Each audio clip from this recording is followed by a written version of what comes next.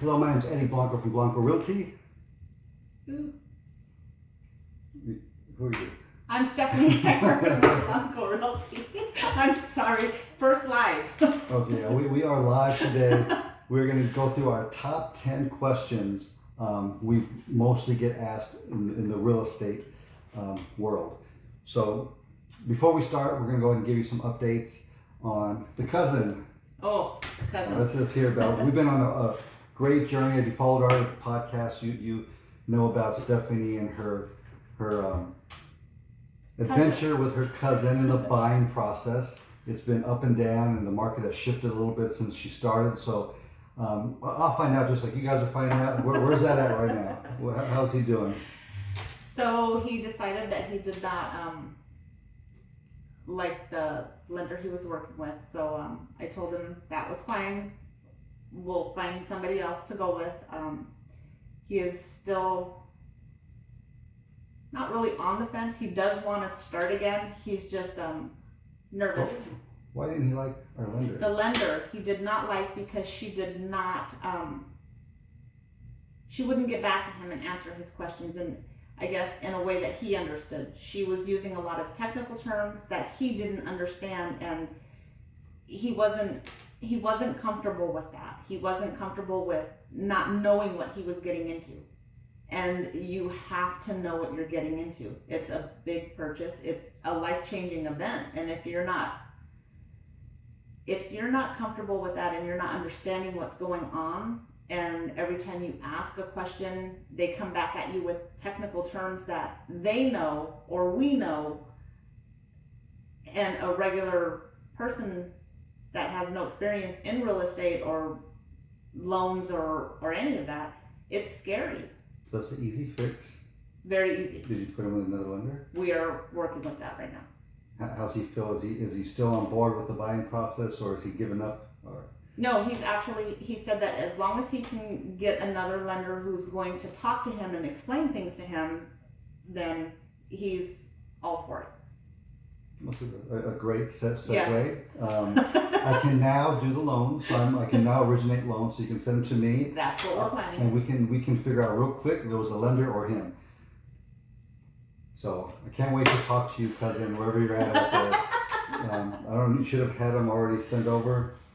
But anyways, good to know that he's still out there. We'll be hearing more from Stephanie and her cousin. Yes. What is his name? We never even got his name. Frank. Frank. Now we have a name to the face. Frank. All right, so let's get into this top 10 real estate questions. Go ahead and pick the first one. Which one do you want to get? Any of these stick out to you? Yes. Very first one. Very first one. How should I prepare my house before selling it? Please, please, please declutter. Get everything out that you don't need. It makes the home more appealing. Also, if you're gonna paint, do little renovations, do that before you list. That way, all that stuff is out of the way. What would you say? It depends on the market. A few months before now, I'd say it wouldn't even matter. I would say don't waste your money renovating, don't waste your money on anything, because it's going to sell regardless of how it looks, because the market is so, inventory is so low and there's too many buyers. So, I mean, people were selling houses dirty, not cleaned, and they were selling for way over asking price. Now the market's kind of balanced off a little bit. So now I would take the time to clean the property. I would take time to, depending on what renovations, I wouldn't spend a whole lot of money. Not really renovations, I guess, like I said, just more of a fresh coat of paint so that there's not all the little dirt marks or hand marks that kids or animals make. Well, it would depend. I'd have to talk to the appraiser, like, hey, if I do this, how much more can I get on an appraisal? If it's nothing, if it's a couple $100, don't even waste the money on it, because the inventory is still low, but not as low. So it's still a seller's market, but it is shifting. So it's a tough situation. It all depends on the house, I guess, and the area. If the area is a high selling area, you might be able to get away with a little more. If it's not, you're gonna have to do a little more for your property. Okay. All right. Okay. All right. Next one, and you know what? I'll do a popular question that not a lot of people know. As a buyer, do you have to pay for a real estate agent? No, you do Never. not. Never. Is everything negotiable? Everything's negotiable. So, So, I guess it's not never. Okay, all right. For the most part, You the- don't. For the most part, the seller always pays both real estate fees. So, as a real estate agent, if I'm on the seller side, we go ahead and talk about the commission right off the bat, saying this is how much I'm going to do in marketing, this is how much I'm going to do to help sell your property. So, I think it's a fair commission to do X amount. So, the seller agent is going to do this for every seller. So, they're not only going to pay their agent, they also have to pay the buyer's agent because they're the ones who's bringing the buyer to buy their property. So we want to be fair on both sides. Both sides work hard. So it's just finding that right percentage. Nobody wants to pay, but everyone wants to get top dollar for their house. So that's a real touchy issue right there. You just want to make sure you're getting what you pay for. And on the buyer side, always have a realtor because more times than not, you're not paying for a realtor. You're getting the service. They're going to protect you. They're going to read over the documents. They're going to read over any stipulations. Anything they're trying to sneak by, your realtor is going to be there to protect you. So as a buyer's agent, always have representation. Yes. Anything else to add to that? No, I think you pretty much summed it Okay, up. all right, go ahead, pick the next one. That's number 2. We're on to number 3 already. We're flying right by. Okay. Home inspection. Home inspection. Okay. Should you order one? Yes. Always order one. If you don't, then we as real estate agents are going to ask you to sign a waiver saying that you chose not to do that so that there's no liability on our part or Right. the seller's part. But always get your home inspected before buying because you don't know if the AC is going to go out. You don't know if there's some kind of electrical or plumbing issues. And you want to protect your investment because it is a big investment. So make sure you get the home inspected. Yes, I concur. Now, I mean, there might be some times when you might think it's not important. Like for instance, the last transaction I had, we got the sale because their buyer backed out, but their buyer already did the inspection. So we got the report from the previous inspector, but you don't really want to trust that because their inspector could not have caught something your inspector might catch, or something could have happened to the house from the time they did that inspection to the current time. So, I mean, $300 to $500 for an inspection, it's not a lot for peace of mind. Because if they find mold or anything like that, electrical issues, it's going to cost you a lot more. So always get the inspection. All right, next one. What should I sell my house for? What should the listing price be? What do you think about this one? Listing price. What advice would you give to a seller asking what should my listing price be? Always listen to your realtor. They're going to give you comparables from the area. They're going to go and look and see what each house sold for within the last few months that is about the same as your home, and then they're going to give you an idea. It is always your choice as to what you list the house for, but just take your agent's advice because they did their homework. They know what they're doing. They're not just pulling a number out of the air and saying this is what I think. It also depends how aggressive you want to be. So everybody wants the most for their house. They all want to come out, hey, I want X amount. My neighbor across the street has theirs listed for this. Mine's nicer than their house, whatever.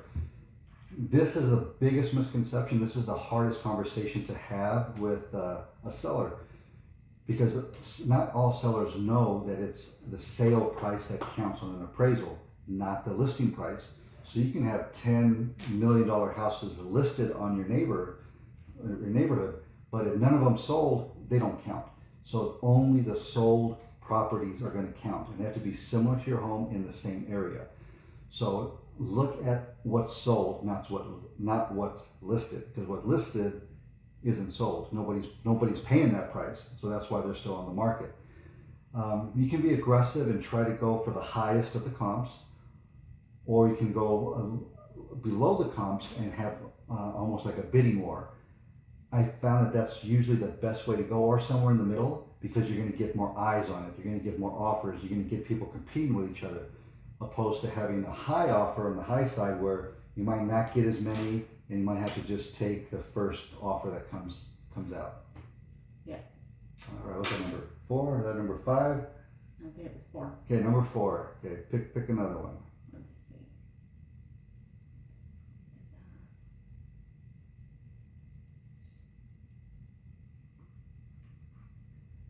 Should you do a final walkthrough? Yes. Why? Because if something happens to the home from the time that you started your contract to the time that it closed, let's say there was water damage, or somebody actually punched holes in the walls, or something of, I guess, that nature, just make sure you do the final walkthrough. Make sure everything is the way it was supposed to be in the contract. So make sure that appliances are the same appliances. Make sure, like I said, there's no new damage. What else, Eddie? Make sure it's in the same working order. Appliances is a big thing to be aware of, because a lot of people say appliances included, and the appliances you see on that first walkthrough are totally different than you see when you move in. So always take a picture of the appliances and the serial numbers. Mark them on the offer sheet, so that way we know it has to be those same appliances. They can't do the bait and switch on you. So yeah, always do a final walkthrough. All right, what was that, number 5? 5. If we're wrong, it's your fault. I'm sorry, we might do 11, Okay, so this, you might get a bonus. I think this is 6. I think this is actually 6. So, okay, we're gonna go with 5. As she said, I think it's 6. When this is over, we'll find out who's right. Okay, who picked that last one? You or me? I did. You did. Okay, earnest money. So a lot of people get confused with what earnest money is. Earnest money is not money you're having to give to the seller. It's what a buyer gives, almost like a deposit, showing good faith that they're really serious about going through with the transaction. Earnest money, it's still your money. It's going to go to your closing costs at the end of closing. Now, the only way you wouldn't get this money back is say, I want this house, I'm putting the earnest money down, and then the next day or next week, I changed my mind, I don't want the house anymore, for no good reason. The seller's going to keep that earnest money for taking the house off the market and not allowing other real buyers to get it. So be careful before paying the earnest money. You want to make sure that you want that house, that you're serious about it. But there are circumstances where you can't get that earnest money back. I don't want to go through all of those, because I don't want people to go in thinking they can just back out at any time for any reason. There are reasons, and if we're ever going through that, I'll go and let you know all about that. But right now, earnest money is a deposit. You get back, it's your money, it goes to your closing costs. Typically, how much is? So, like everything's negotiable. We really can't say an amount. There's no average amount, but usually I like to go ahead and suggest 1% of the property listing price. Okay. And I wanted that out there because I have had questions about why is my earnest money going to be this amount? So it doesn't have to be. It's up to the buyer. The buyer definitely can choose to put $1 down. The seller's probably going to say, no, forget about it, but the buyer does have that option. It could be any amount, but if you're serious about getting the house, you want to let them know you're serious and give a decent amount down. Because remember, this money's going to your house anyway. Okay? All right, You said that was 6. Okay, number 7. Go ahead. So let's see. It says, how many houses should I view before before purchasing one? This is a good one. And that actually all depends on you. If you, this is just okay. I guess it would be my opinion. Yeah. If I see a house that I absolutely fall in love with, and it's my first house, I'm with the market the way it is, I'm gonna make an offer. Some people like to go and actually look at quite a few properties before they decide. That they don't want to look anymore. Yes. Or I guess that would just be my opinion. If you see that house that you just absolutely fall in love with, make your offer. Yeah, it's kind of like dating. You don't want to keep looking for the next best thing, Exactly. because by the time you find it, you'll be too old. Nobody's going to want you anymore. Same with the houses. You know, don't think you're going to find a better one, the next one, the next one. If you find one that you like, you know, you better jump on that house. We can always sell it later. We can always refinance. We can always do a lot of things. Rent it out, make it become an investment property for you. But if you find a good house and you have a seller that's actually willing to take your offer, jump on that house, because in this market, it's not easy to find one, especially at a decent price. Okay, number 8. All right, let's see here.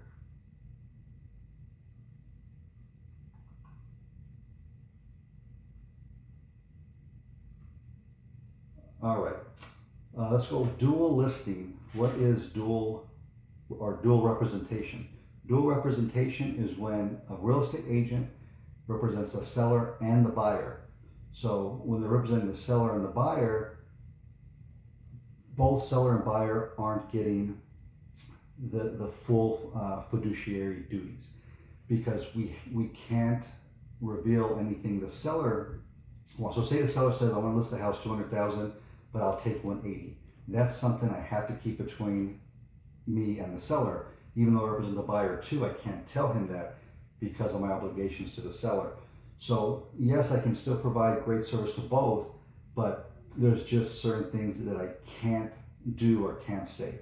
So that I guess that trust factor is on both sides. Yes. So that's the only thing you're not getting on a dual representation. All right, number 9. Number 9.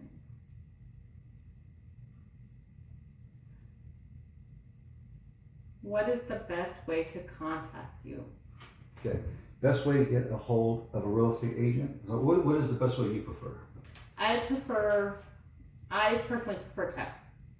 And I prefer text because if I'm busy at that moment, I don't want my client to think that I'm ignoring them. That way, if I'm in a meeting or if I'm with another client, I can discreetly text back. I'll give you a call when I get a chance. I'm a little busy right now, or I'm in a meeting, or that way it's not just ignoring a phone call. That's just me though. Okay. You know, I'm actually a tech person too. I hate being on the phone unless it's business. So if it's a client, I'd definitely rather get on the phone with you. Hey, let's meet. I most prefer to do it face to face. But text is always great because you can always get back to that person if you're in the middle of something, or even if you are on a showing or something, you can always do a quick text. Hey, I'll contact you at this time, or what's the best time to set up a call with you. So really, any way you want to get a hold of me, email, text, phone call, I'm good with all of them. Just call. Just use one of them. I'm good with that. It doesn't matter what time, doesn't matter what day. I'm going to be there to talk if I'm not with somebody else. All right. And what number was that? 9. Okay, we'll go with 10 or 11 or 8. One of the many. All right. How important is it? How important are the vendors you work with? Like choosing your title rep, choosing your lender, going along, I guess, in the transaction with your clients. It's very important. No, for instance, like your cousin, one of the vendors actually, you didn't have a good experience with them. Exactly. Okay, all right. So it's very important because that represents you as an agent as well. Because Absolutely. If you're recommending someone, exactly, they're definitely gonna. It's like the mob. You vouch for someone, they're gonna blame you. Exactly. So your relationship with vendors is very important. So you have to, I think, build a trust with each of your vendors and have more than one of each, so that you can kind of fill it out as well and see who you're more comfortable with and who certain, I guess you would say, how well people are being explained things to. So, like I said earlier, you don't want somebody who's not gonna bring it down to that person's level and explain what's going on. I don't know if that's making any sense. Me neither. But they're very important who you partner with, because they're you're recommending them. The people are trusting them because they trust you. This particular lender I'm surprised because I've never had that experience with her. So it'll be interesting to talk to your cousin Frank, right? Yes. Can't wait to talk to Frank. Okay. We'll take care of Frank. So that's one of the major reasons I even got my loan officer license, so I don't have to trust another person. I don't have to wait. I don't have to have things like that happen. If something goes wrong, I know it's my fault. I can fix it. I can deal with it. I know what I do. I know how I can explain things, and I know what I bring to the table. So it's always easier to trust yourself than trusting someone you're not really sure how much they have invested in your client. So with that being said, that's 10 questions. If you have any more, please reach out to either one of us. Yes. And we'll answer the questions for you. Call or text. We like being texted as our main. But main you option, can right? call or email, because we will both get back to you as soon as we get either of those. Or answer the phone, actually. All right. Have a great 4th of July. July's Exactly. going to be a Please great be month. safe. And talk to you guys soon.